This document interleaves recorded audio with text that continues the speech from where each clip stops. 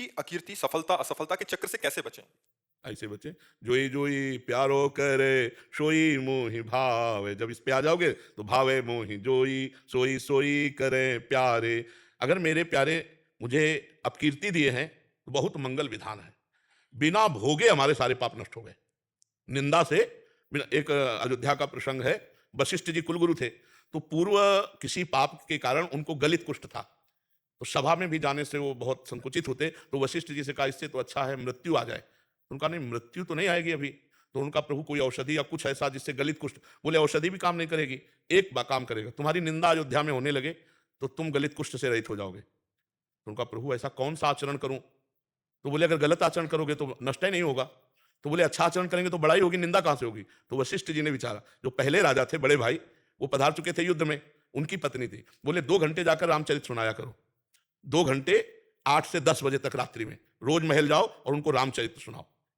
अब धीरे धीरे जो गेटमैन थे उनसे धीरे धीरे समाज में फैल कि यार बहुत ही नीच राजा है, भाभी तो माँ के समान होती है और ये 2 घंटे रहता है और अकेले जाता है, इसका मतलब कोई पवित्र भाव से थोड़ी जाता होगा, राजा है भाई। अब पूरे नगर में निंदाएं फैलने लगी कि ये जो राजा है तो बहुत अपवित्र आचरण वाला है अपने, और वो राजा के रामचरितमानस सुनाते।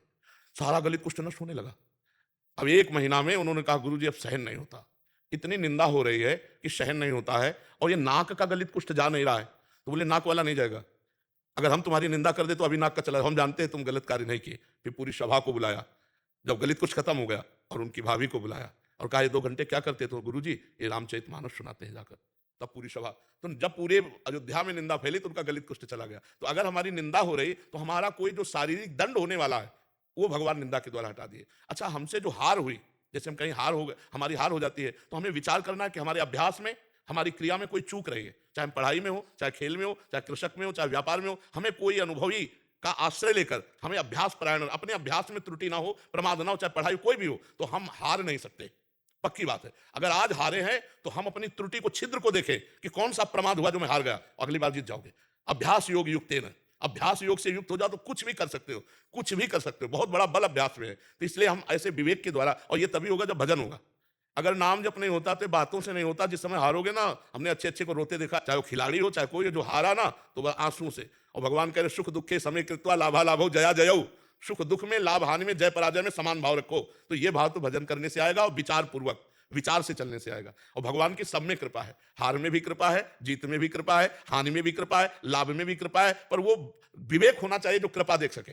जैसे एक राजा के मंत्री थे, वो बड़े सत्संगी थे, तो उनका अभ्यास पड़ गया था कि जैसे कुछ भी हो तो कहते भगवान की बड़ी कृपा। तो राजा के साथ शिकार खेलने गए थे, प्रत्यंचा खींची और चूक हो गई तो अंगूठा यहां से कट गया। तो उनका मंत्री, अंगूठा कट गया। तो उनका महाराज भगवान की बड़ी कृपा। बोले मेरा अंगूठा कटा और तू कह रहा भगवान की कृपा, इसको जेल में डाल दो। बोले ये भी भगवान की बड़ी कृपा। उनको अनुभव था कि मंगल भवन भगवान से कभी अमंगल हो ही नहीं सकता। वो सत्संगी थे। अब वो तो तुरंत आज भी है कि अगर हाथ कट जाए तुरंत उसको डॉक्टर के पास ले जाया जाए, विज्ञ डॉक्टर हो तो हाथ संचालन कर। और उस समय तो औषधियों का जोर था, अंगूठा कुछ दिन में ठीक हो गया। फिर शिकार खेलने गए तो कुछ सैनिक संग थे, मंत्री तो जेल में थे, तो सैनिक पीछे रह गए, उनका घोड़ा आगे बढ़ गया। तो दूसरी सीमा में एक मनुष्य को ढूंढा जा रहा था नरबली देने के लिए।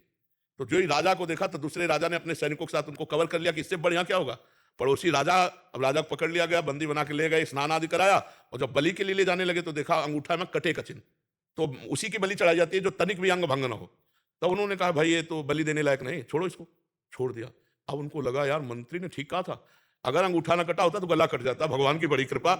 लेकिन मंत्री जेल में सड़ रहा है, मंत्री पद से हटकर जब उसको जेल में डाला तो उसने कहा बड़ी कृपा। अब गए सीधे मंत्री को बुलाया और कहा भाई हमारा अंगूठा अगर ना कटा होता तो गला कट जाता, पूरी बात बताई, लेकिन तुम जेल में सड़ रहे हो, ये कौन सी तुम्हारी कृपा? बोले महाराज मैं मंत्री हूं, सैनिक कहीं भी पीछे रह जाते मेरा घोड़ा आपके साथ होता, और आप बंदी बना जाते मैं बना आप आप तो अंगूठे के कटे होने से बच जाते, लेकिन मेरी बलि चढ़ जाती। तो भगवान ने मुझे जेल में रखा है, बड़ी कृपा। तो अगर हम वास्तविक विश्वास करें तो भगवान जो करते हैं उसमें कृपा ही है, पक्का कृपा है, उसमें हम संशय ना करें, भगवान के भरोसे रहे, नाम जप करें। हम वर्तमान की स्थिति को मतलब प्रतिकूल है तो हम समझते हैं ये क्या भगवान की कृपा होगी, लेकिन परिणाम में निश्चित भगवान की कृपा है। आगे चलकर विवेक से देखेंगे तो भगवान की कृपा है। जी।